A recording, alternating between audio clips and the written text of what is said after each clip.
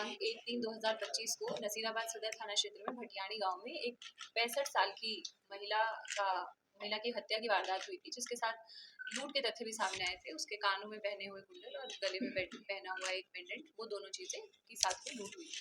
जैसे ही घटना के तुरंत बाद हमने टीम गठित की और टीमें गठित करने के बाद हर संभव प्रयास किया गया कि किस प्रकार से इनको ट्रेस किया जा सकता है, जिसमें बहुत से सीसीटीवी चेक किए गए, टेक्निकल जो भी इंटेलिजेंस है वो डेवलप की गई और इसके साथ साथ जो ऑन ग्राउंड इंटेलिजेंस के ऊपर भी हमारी पूरी टीम काम कर रही थी। इस मैटर में हमें सफलता प्राप्त हुई है और सफलता में पड़ोस में ही रहने वाली एक लड़की, जिसका नाम संजू पुत्री रामदेव जाति प्रजापत है, 20 साल की ये लड़की है, जिसने इस घटना को कारित करना पाया गया और उसमें जो घटना में यूज किए हुए वेपन थे वो मौके से हम लोगों को पहले ही मिल चुके थे। आगे जो इसका अनुसंधान है वो जारी है। घटना कारित करने का जो कारण है वो पैसों की कमी ही है। वो उसको शौक थे, शौक पूरे करने के लिए जितने उसे पैसे चाहिए थे उतने उसके पास नहीं थे, तो उसको जो एक वृद्ध महिला जो दिन के समय अकेली रहती थी वो एक सॉफ्ट टारगेट लगी और उसको उसने टारगेट करके इस प्रकार की घटना को अंजाम दिया है। और पूरी की पूरी टीम के द्वारा काफी मेहनत की गई। इसमें विशेष रूप से जो ऑन ग्राउंड इंटेलिजेंस के ऊपर काम करने में कांस्टेबल महेंद्र है, जो नसीराबाद सदर थाने में है, उनकी बहुत अच्छी भूमिका रही।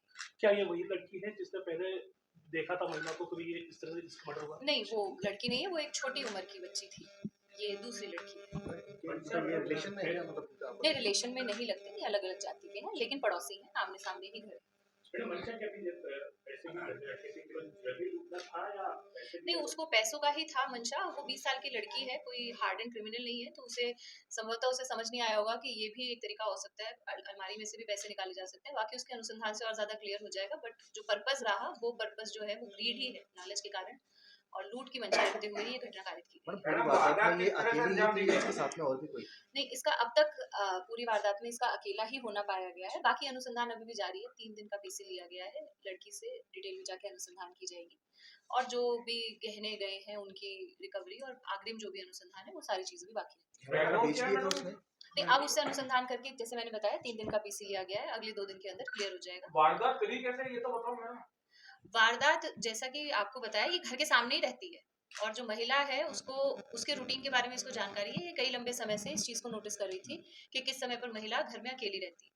घर में जब उनकी जो मृतका है उनकी बहू लगभग 11:15 बजे खेतों के लिए चली गई और उसके बाद घर में कोई नहीं था, तो ये तुरंत इसने इस तरीके से उनको अकेला पाके और इस वारदात को अंजाम दिया। और क्योंकि घर सामने ही है तो भागना भी कोई इशू नहीं था।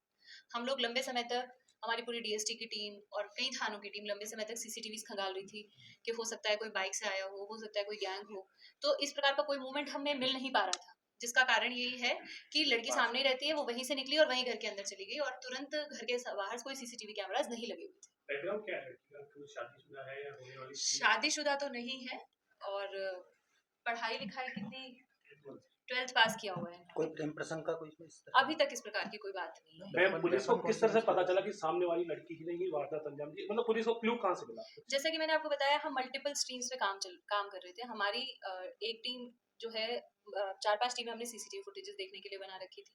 इसके अलावा टेक्निकल इनपुट डेवलप करने के ऊपर भी काम कर रहे थे। परिवार वालों से पूछताछ करने के लिए भी एक टीम काम कर रही थी। इसके साथ साथ डोर टू डोर सर्वे के रूप में जितने भी घर हैं जो घटना स्थल है उसके आसपास, उनके लिए भी हमने टीमें बना के लगा रखी थी।